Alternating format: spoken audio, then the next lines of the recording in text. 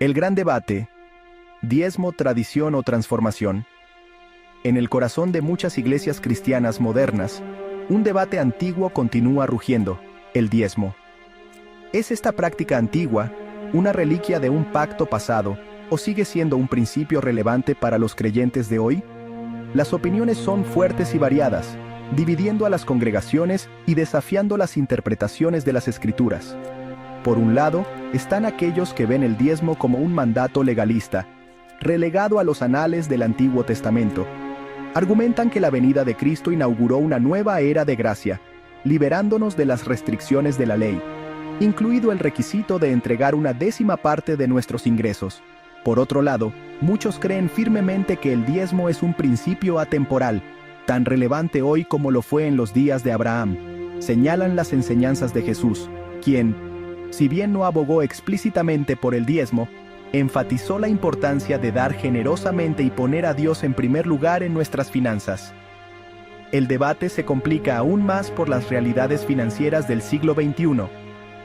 La carga de la deuda, el aumento del costo de vida y la incertidumbre económica hacen que muchos luchen por llegar a fin de mes, lo que lleva a algunos a cuestionar la sabiduría de desprenderse del 10% de sus ingresos. Sin embargo, a pesar de estos desafíos, innumerables creyentes dan fe del poder transformador del diezmo, compartiendo historias de fidelidad de Dios, provisión sobrenatural y la alegría de participar en el avance de su reino. A medida que profundizamos en este tema complejo, nuestro objetivo es explorar ambos lados del debate, examinar las Escrituras y considerar las implicaciones prácticas del diezmo en nuestras vidas. Bajo la ley, el diezmo en el Antiguo Testamento. Para comprender completamente el debate sobre el diezmo, debemos retroceder en el tiempo hasta sus raíces en el Antiguo Testamento. Mucho antes de la ley mosaica, encontramos el primer ejemplo registrado de diezmo en Génesis 14, donde Abraham, después de una gran victoria militar, da una décima parte de todo su botín a Melquisedec, rey de Salem y sacerdote del Dios Altísimo. Siglos después, el diezmo se convirtió en un principio fundamental de la ley mosaica, instruyendo a los israelitas a entregar una décima parte de sus cosechas, ganado y ganancias al levita, quienes, a su vez, utilizarían estos recursos para sostener el tabernáculo y luego el templo. El diezmo no se consideraba simplemente una obligación religiosa, sino un reconocimiento tangible de la soberanía de Dios sobre todas las cosas y un medio para proveer para las necesidades de los sacerdotes y los pobres. Deuteronomio 14:22 dice: «Indefectiblemente diezmarás todo el producto del grano que rinda tu campo cada año». Este versículo destaca la naturaleza obligatoria del diezmo bajo la ley del Antiguo Testamento. Era un medio para que los israelitas demostraran gratitud a Dios por su provisión y bendición. Sin embargo, el diezmo en el Antiguo Testamento no estuvo exento de sus críticos. Los profetas a menudo reprendieron a los israelitas por su hipocresía, señalando que si bien eran diligentes en diezmar sus especias, descuidaban asuntos más importantes de la ley, como la justicia, la misericordia y la fidelidad. El Antiguo Testamento ofrece una base importante para comprender el diezmo. Nos muestra que el acto de dar siempre ha sido parte integral de la relación entre Dios y la humanidad. Sin embargo, también nos desafía a mirar más allá de la simple obediencia externa y considerar la condición de nuestros corazones cuando damos. ¿Relevante hoy? Interpretando el diezmo en la nueva era. Con la llegada de Jesucristo y el establecimiento del nuevo pacto, surge la pregunta: ¿el diezmo sigue siendo relevante para los cristianos de hoy? Esta pregunta ha generado innumerables debates y ha dado lugar a una amplia gama de perspectivas dentro del cristianismo. Algunos argumentan que el diezmo es una ley del Antiguo Testamento que ya no se aplica a los creyentes del Nuevo Testamento. Señalan pasajes como Gálatas 5:1, donde Pablo escribe: «Cristo nos libertó para que seamos libres. Manténganse, pues, firmes en esa libertad, y no se dejen volver a poner bajo el yugo de la esclavitud». Para ellos, el diezmo representa un yugo de esclavitud legalista del que Cristo nos ha liberado. Otros, sin embargo, creen que el principio de dar generosamente, del cual el diezmo es una expresión, trasciende los pactos antiguo y nuevo.